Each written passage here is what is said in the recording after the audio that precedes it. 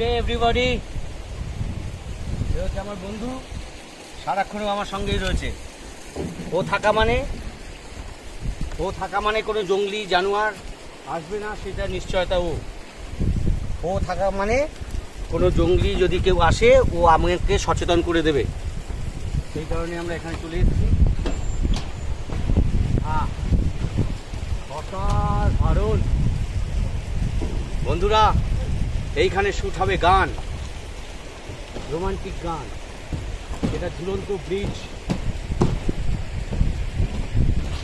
Bridge. ওদিকটা একটু দেখাও, এদিকটা একটু দেখাও, আমার বন্ধুকে দেখাও।